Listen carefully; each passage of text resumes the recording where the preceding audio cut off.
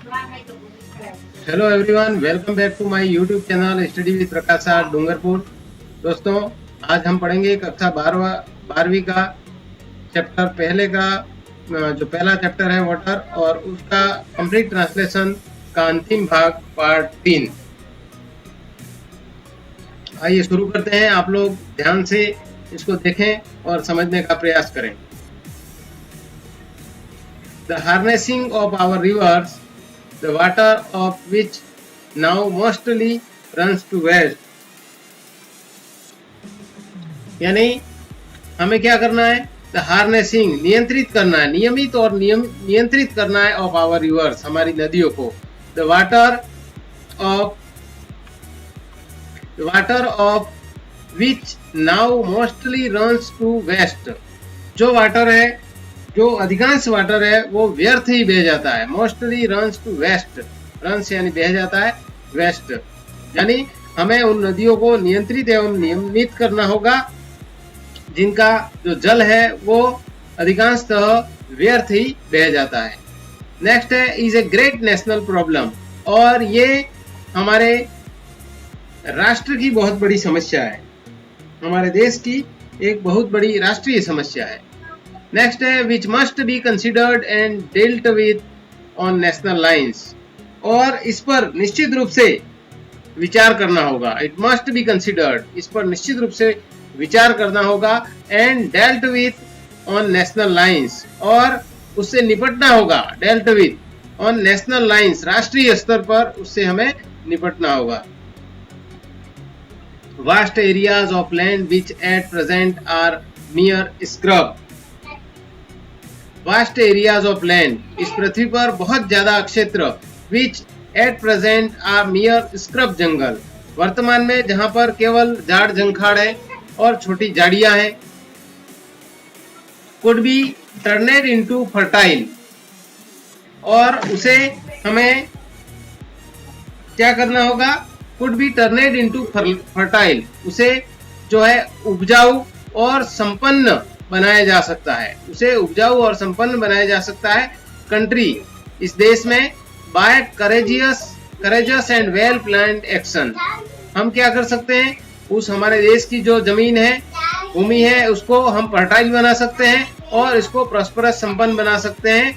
Bye courageous, साहसिक, और well planned यानी पूरी तरह से नियोजित योजना के द्वारा, सुनियोजित कदम के द्वारा हम इसको जो है उपजाऊ और संपन्न बना सकते हैं। Closely connected with the conservation of water is supply is the problem of afforestation, यानी प्रॉब्लम ऑफ अफॉरेस्टेशन का मतलब है वन रोपण की समस्या, वन रोपण की समस्या, और कंजर्वेशन ऑफ वाटर यानी वाटर सप्लाई यानी जल आपूर्ति। तो वनारोपण की समस्या और वाटर सप्लाई यानी जल आपूर्ति closely connected with the conservation, और ये आपस में घनिष्ठ रूप से संबंधित है, कनेक्टेड, संबंधित है।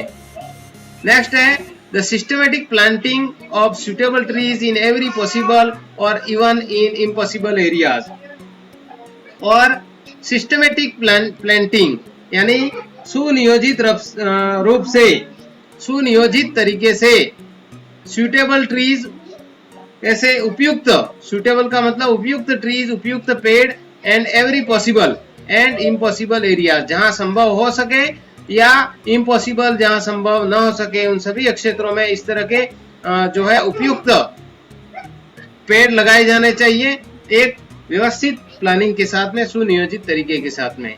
And the development of what one can call civilized forest, और इस तरह का विकास होना चाहिए, डेवलपमेंट, कि कोई भी वन कैन कॉल, कोई भी कह सकता है, सिविलाइज्ड फॉरेस्ट यानी एक सभ्य जंगल कह सकता है, as undistinguished from wild and untamed jungles, ऐसे यानी वनों के विकास में जिन्हें जंगली और अनियंत्रित जंगलों से भिन्न, जिन्हें जंगली यानी वाइल्ड, अनटेम्ड जंगल्स या अनियंत्रित जंगलों से भिन्न कहा जा सके।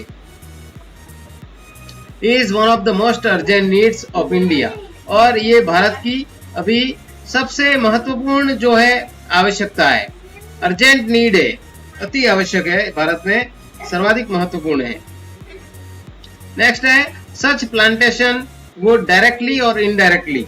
और इस प्रकार का जो वृक्षारोपण है वो डायरेक्टली यानी प्रत्यक्ष रूप से या इनडायरेक्टली यानी अप्रत्यक्ष रूप से prove a source of untold wealth to the country.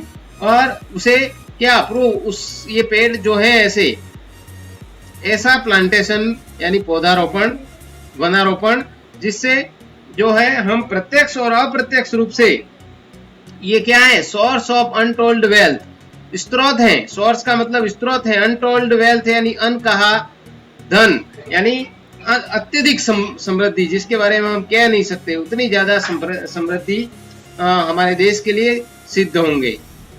Next है दोस्तों, वीडियो को आपने अभी तक लाइक नहीं किया हो तो लाइक जरूर करें। पूरी मेहनत करके मैं वीडियो बनाता हूं, ताकि आप लाइक करेंगे तो मेरा उत्साह बढ़ेगा और भी बेहतर वीडियो आपके लिए लेकर आता रहूंगा। They would check soil erosion. और वे क्या करते हैं, इन्हीं वनारोपण करने से, ये दे शब्द उनके लिए है जो वनारोपण किया जाता है उन वृक्षों के लिए, they would check soil erosion. और वे क्या करते हैं, मृदा अपरदन को रोकेंगे। सॉइल इरोजन यानी मृदा अपरदन को रोकेंगे, चेक यानी रोकना। And conserve the rainfall of the country from flowing away to waste. और क्या करेंगे, मृदा अपरदन को रोकेंगे और देश के वर्षा जल को व्यर्थ बहने से रोककर संरक्षित करेंगे। एंड कंजर्व करेंगे, संरक्षित करेंगे किसको, रेनफॉल, वर्षा जल को, ऑफ द कंट्री यानी देश के वर्षा जल को वे रोकेंगे। And from flowing away to waste, जो व्यर्थ ही बहकर चला जाता है उसको रोकेंगे। कौन, वे पेड़ पौधे जिनका हम प्लांटेशन करेंगे। And would provide the necessary supplies of cheap fuel. और इस प्रकार वो चीप फ्यूल यानी चीप फ्यूल का मतलब सस्ते ईंधन, सस्ते ईंधन को प्रोवाइड करेंगे, प्रदान करेंगे, उपलब्ध कराएंगे। द नेसेसरी सप्लाईज, आवश्यक आपूर्ति हेतु, इस आवश्यक जो सस्ते ईंधन के रूप में आवश्यक आपूर्ति हेतु इसे वो उपलब्ध करवाएंगे। एंड दस render unnecessary the wasteful conversion of farmyard manure into a form of fuel। और इस प्रकार जो पशुशाला की खाद होती है, फार्म ऑफ मैन्योर यानी फार्म यार्ड का मतलब पशुशाला जहां पर पशु बांधे जाते हैं, और मैन्योर का मतलब खाद। तो जो पशुशाला की खाद होती है गोबर के ईंधन के रूप में, इसको क्या करेंगे, फॉर्म ऑफ फ्यूल, उसको गोबर के ईंधन के रूप में, ईंधन के रूप में, लेकिन किसका, मैन्योर का। तो फॉर्म ईंधन के रूप में जिसको व्यर्थ ही हम इस्तेमाल, अननेसेसरी हम वेस्ट करते हैं, इसको क्या करते हैं, अननेसेसरी, अनावश्यक यानी व्यर्थ ही हम इसको वेस्ट कर रहे हैं, उसको भी अनावश्यक बना देंगे। यानी पर्याप्त मात्रा में पेड़ पौधे होंगे तो हमें ईंधन की आवश्यकता है वो इनसे पूरी हो जाएगी, ताकि हम ये जो खाद है उस खाद का समुचित उपयोग करेंगे कृषि में, और हमारी खाद्यान्न वृद्धि है वो अच्छी होगी। नेक्स्ट है the measures necessary to control the movement of water. अब कुछ ऐसे उपाय करने होंगे, आवश्यक उपाय, मेजर्स यानी नेसेसरी, आवश्यक उपाय करने होंगे to control the movement of water. Water की जो गति है उसको कंट्रोल करने के लिए हमें जो है एंड कंजर्व इट सप्लाईज, और उसकी आपूर्ति को भी सुरक्षित करने के लिए, संरक्षित करने के लिए can also serve subsidiary purpose.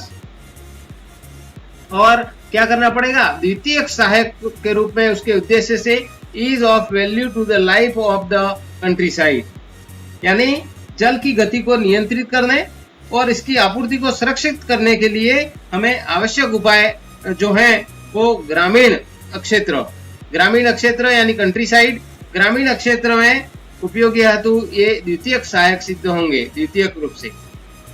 दोस्तों वीडियो को शेयर करें अपने दोस्तों को, अपने सहपाठी को, ताकि वे भी इस टॉपिक को अच्छी तरह से समझ सकें। नेक्स्ट है, by far the cheapest form of internal transport in a country is by boats and barges through canals and rivers. अब तक क्या है,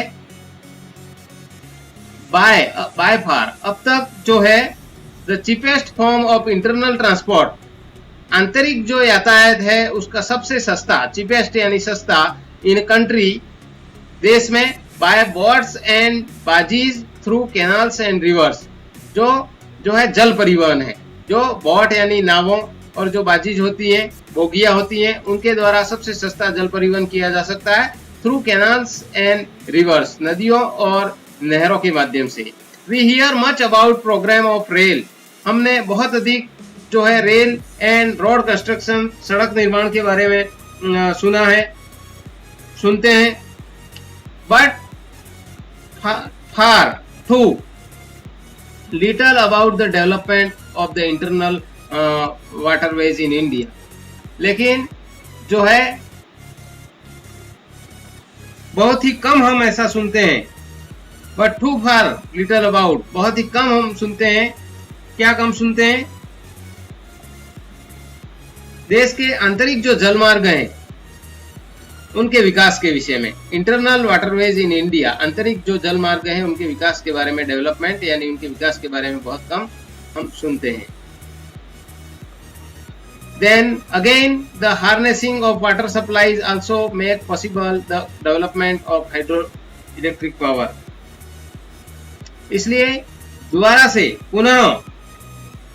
फिर पुनः the harnessing of water supply यानी जल की आपूर्ति की का नियंत्रण रखना, व्यवस्थित रूप से उसकी आपूर्ति करना, also makes possible, और ये संभव बना सकता है the development of hydraulic electric power। अगर जल का हम नियंत्रित उपयोग करेंगे तो वो क्या संभव बना सकता है? Development of hydro electric power, जल विद्युत शक्ति का विकास भी संभव हो जाता है। Then availability of electric power would make the tremendous difference to the life of the countryside and enable the rural economy to be improved in various direction. यानी the availability of electric power, अगर जल विद्युत शक्ति है वो would make the tremendous difference, वो क्या करेगी? बहुत अधिक, बहुत बड़ा उससे परिवर्तन आएगा। To the life of the countryside, जो देहाती क्षेत्र में लोग रहते हैं, ग्रामीण क्षेत्रों में लोग रहते हैं, उनको भी पर्याप्त मात्रा में अगर बिजली उपलब्ध होगी तो बहुत अधिक जो है इसमें परिवर्तन आएगा। And enable the rural economy, और इससे ग्रामीण क्षेत्रों की जो आर्थिक स्थिति है उसमें भी सुधार होगा। To be improved in various direction, और इस प्रकार के विविध दिशाओं में, कई दिशाओं में वहां पर भी इससे सुधार होगा। नेक्स्ट है, the menace which soil erosion presents to the continuous of successful agriculture in alarming. Menace का मतलब जो है, और जो खतरा है, मीनेस विच सॉइल इरोजन, मिट्टी के कटाव का, मृदा अपरदन का जो खतरा है, present to the continuing of successful agriculture is an alarming. यानी लगातार सफल जो कृषि है उसको करने में ये जो है वो हमेशा खतरा बना हुआ है। One in many parts of India, एक नहीं, भारत के ऐसे कई भागों में इस तरह का खतरा जो है बना हुआ है। Calling urgently for attention and preventive action, और उसको तुरंत जो है उस दिशा में हमें विचार करना होगा, महत्वपूर्ण ध्यान देना होगा, और प्रिवेंटिंग एक्शन, और उसको रोकने के लिए कदम उठाने होंगे। In particular, it would enable underground water to be tapped to greater extent than at present, और विशेष रूप से जो भूमिगत जल है, underground water, would enable to be tapped, और उसको the greater extent than at present, यानी वर्तमान की अपेक्षा अधिक सीमा तक उपयोग किए जाने योग्य बनाना होगा। tapped to a greater extent than at present, यानी वर्तमान की अपेक्षा में अधिक उपयोग किए जाने योग्य बनाना होगा। And thus help to overcome the difficulties arising from irregularity of inadequacy of other sources of supply, और इस प्रकार help to overcome the difficulties, इन समस्याओं से हमें जो है निपटने में हमें काफी सहायता मिलेगी। स्रोतों की जो अनियमितता है, अरेगुलरिटी, इस प्रकार के जो स्रोत हैं, आपूर्ति के स्रोत हैं, वो इनकी अनियमितता और जो है उसके कारण हमें आपूर्ति के अन्य स्रोतों की अनियमितता या अभाव के उत्पन्न होने वाली कठिनाई पर विजय प्राप्त करने में ये हमारे लिए सहायक होगी। ओवरकम द डिफिकल्टीज, उन समस्याओं पर विजय प्राप्त करने में जो है हमारी सहायक सिद्ध होगी। दोस्तों कमेंट जरूर करें आपको वीडियो कैसा लगा इसके बारे में। नेक्स्ट है इन अदर सेंस, और एक अर्थ में तो water is commonest of liquid, सभी द्रव पदार्थों में जल है वो सबसे साधारण द्रव पदार्थ है। इन अदर सेंस, और दूसरे अर्थ में it is the most uncommon of liquid with amazing properties which are responsible for its unique power of maintaining animal and plant life. It is the most uncommon liquid, ये दूसरे अर्थ में सबसे अनूठा, अनकॉमन, अनोखा द्रव है। विद अमेजिंग प्रॉपर्टीज, और जिसकी आश्चर्यजनक गुण है। प्रॉपर्टीज का मतलब यहाँ पर गुण है, अमेजिंग प्रॉपर्टी का मतलब आश्चर्यजनक गुण है। Which are responsible for its unique power of maintaining animal and plant life, और वनस्पति जीवन को पोषित करने, मेंटेनिंग का मतलब यहाँ पर पोषित करने, उनका पोषण करने से है, तो पोषित करने और इसकी अनोखी शक्ति जो है उसके लिए ये उत्तरदायी है।